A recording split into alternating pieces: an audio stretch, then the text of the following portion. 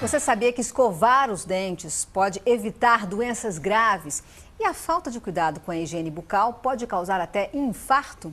Para falar sobre esses cuidados está aqui o Dr. Luciano Mendonça, especialista em periodontia e estética dental. Doutor, muito obrigada pela sua presença. Para mim é um prazer. Boa tarde, doutor. Doutor, mas antes de qualquer cuidado, antes de qualquer higiene, é importante que a pessoa respire pelo nariz.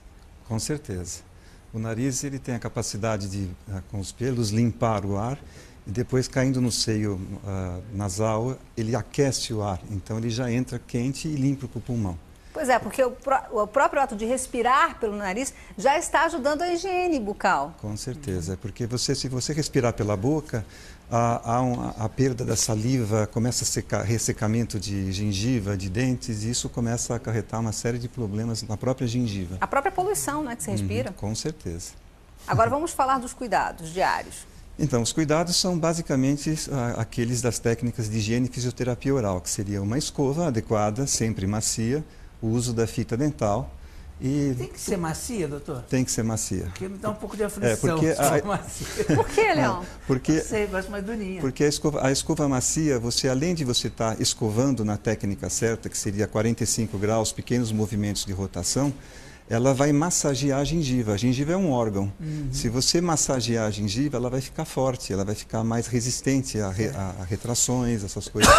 Doutor, escova macia e mão macia também. E mão macia também. Nunca deve segurar a escova com a mão inteira, com as pontas dos dedos, para você não desgastar o esmalte, a dentina, aquelas não fazer coisas força também, não é? Com certeza. Tem gente que põe muita força, né?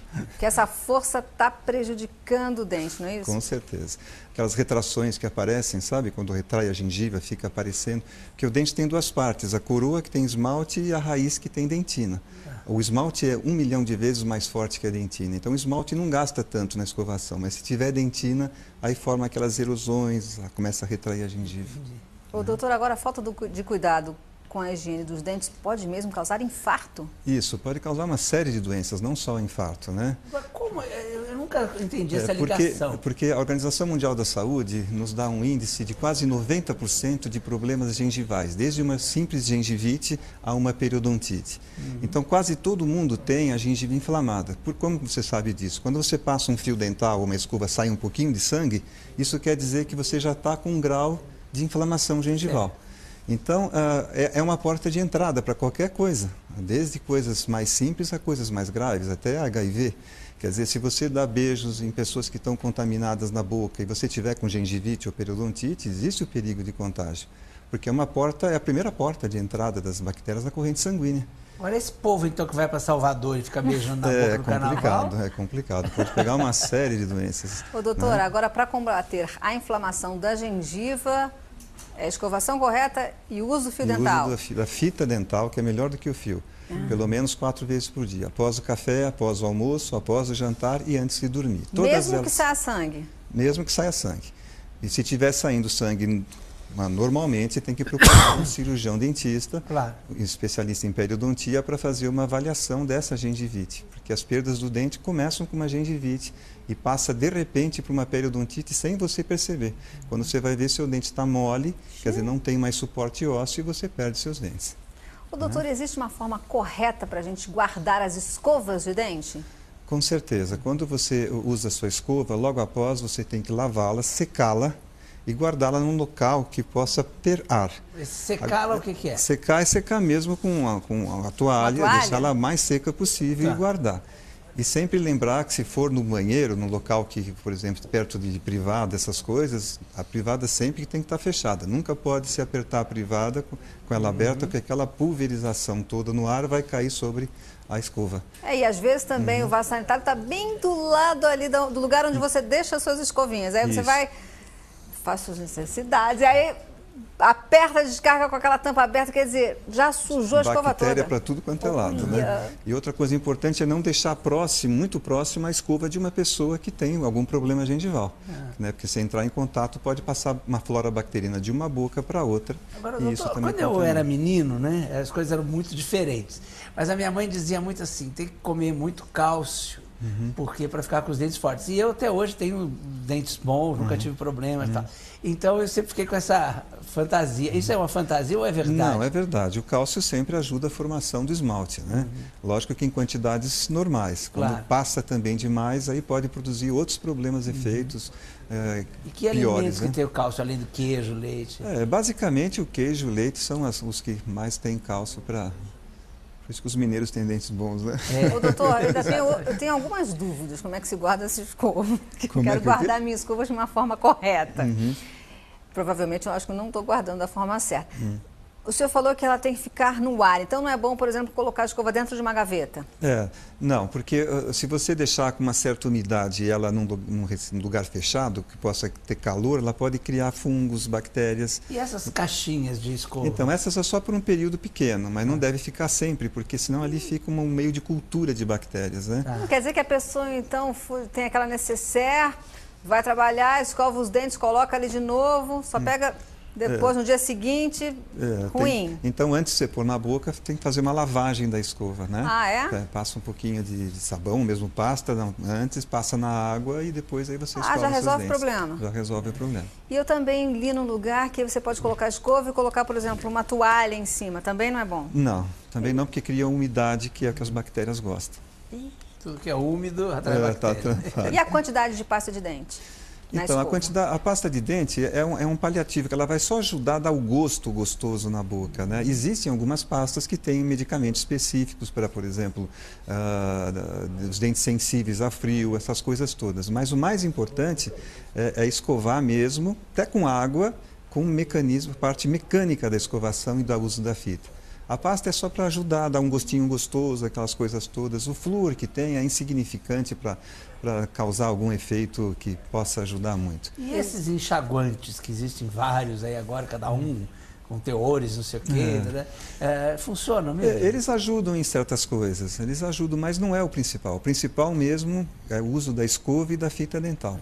Por isso que até mesmo aquelas pessoas mais simples, que não têm condições de comprar pastas caríssimas, essas coisas Tem algum produto que pode substituir a pasta de dente? Não, algum você só usando realmente a água e a escova, fazendo o movimento, já vai ajudar bem. Quer dizer que essas pastas cada vez mais caras, mais não sei o quê, é tudo propaganda. Então. Existem algumas que realmente, para algumas coisas, tem aquele efeito, mas a maioria é uma disputa comercial só. E hoje a gente vê muita pasta para clarear os dentes, não existe isso, né? Elas ajudam um pouco, principalmente para quem fez o clareamento, né?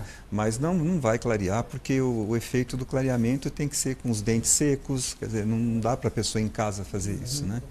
Quer dizer, é realmente no consultório do dentista que ele vai conseguir fazer. O Leão falou desses enxaguantes bucais. Eu reparei que uma vez eu estava usando assim com uma certa frequência e eu fiquei com gosto ruim na boca. Do que? O senhor recomenda esses enxaguantes bucais, né? Você faz bochecho.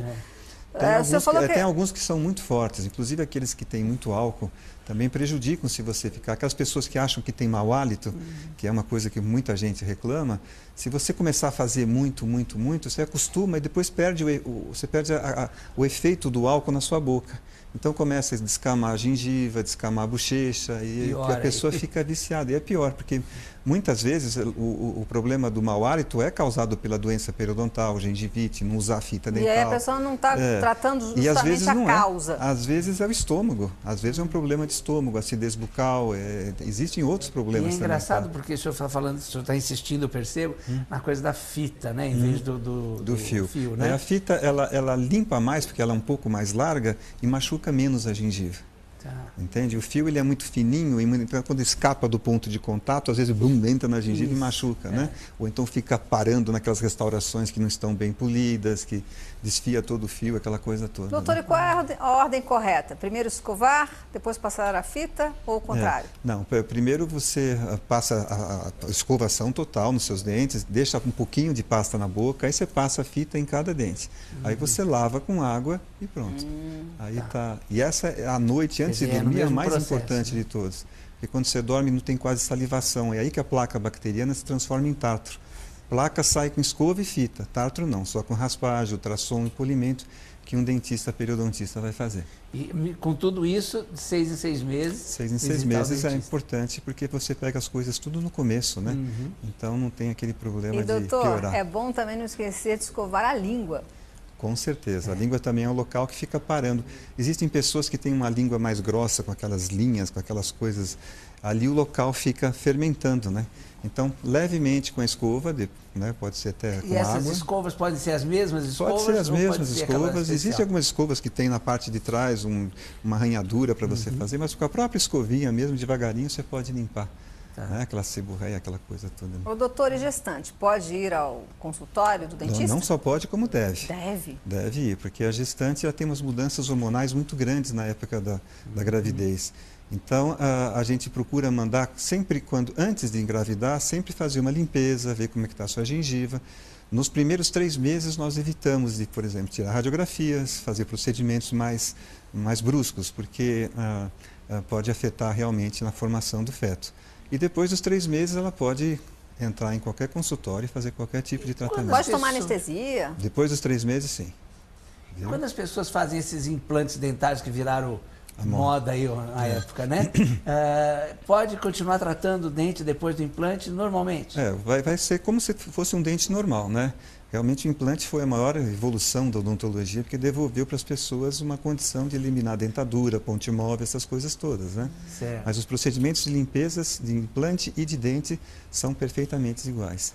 Nesses casos, o implante é importantíssimo, mas pela sua experiência, o senhor percebe que tem pessoas que estão, por exemplo, deixando de tratar o canal do dente para logo, vamos extrair esse dente, vamos implantar? Qual a sua opinião? Logicamente, vai depender do cirurgião dentista, quer dizer, normalmente tem que se fazer de tudo para salvar um dente, né? Se você não conseguir salvar, aí realmente você tem que partir para os implantes.